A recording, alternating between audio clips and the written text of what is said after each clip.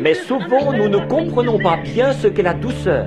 Il était un homme de compassion. Et pourtant, parfois, nous ne comprenons pas ce qu'est la compassion. La sympathie humaine, ce n'est pas ça qui est la compassion. Mais la compassion, c'est de faire la volonté de Dieu. Il est passé par la piscine de Bethesda, la porte. Des gens étaient couchés là, des foules de gens. Des foules, c'est un nombre indéterminé. Mais des foules de gens étaient couchés là, des estropiés, des aveugles, des boiteux, des paralytiques.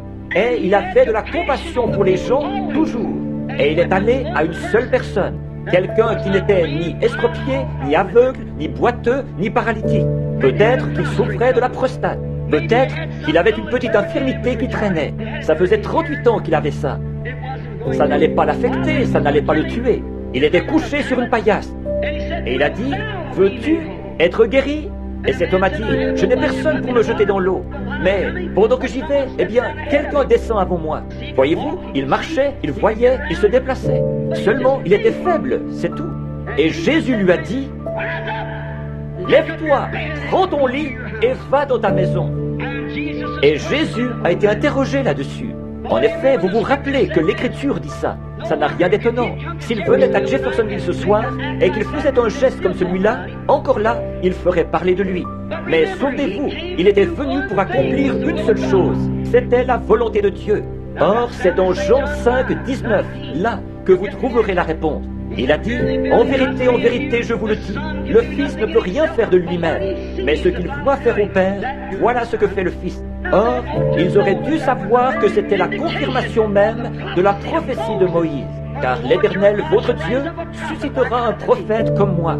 Avez-vous remarqué, quand il a vu cet homme, il a dit, Jésus savait qu'il était dans cet état depuis de nombreuses années. Voyez-vous, comme il était prophète, il a vu cet homme dans cet état.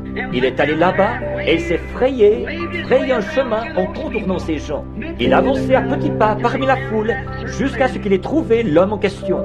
Il est passé à côté des estropiés, des boiteux, des aveugles et des paralytiques. Et pourtant, c'était un homme plein de compassion. Mais la compassion, c'est de faire la volonté de Dieu. Alors, nous le retrouvons puisqu'il refusait de s'associer avec eux. Il ne voulait avoir rien à faire dans leur rang. Alors, c'était un indésirable. Il ne voulait avoir rien à... En plus de ça, un jour, il est entré dans le temple. Un homme est entré là, et il a trouvé la maison de Dieu à peu près aussi souillée qu'elle l'est aujourd'hui. Ils achetaient, vendaient, changeaient la monnaie, et il a renversé les tables où se trouvait la monnaie. Il a pris des cordes et les a tressées, et il a chassé les changeurs du temple à coups de fouet, et il les a regardés d'un regard furieux. Il a dit, « Il est écrit, Alléluia, la maison de mon Père est une maison de prière, mais vous en avez fait une caverne de voleurs. Et vous, par vos traditions, vous avez annulé les commandements de Dieu. Oh, est-ce qu'une bande de gens comme cela pourrait jamais croire en lui? Non, monsieur.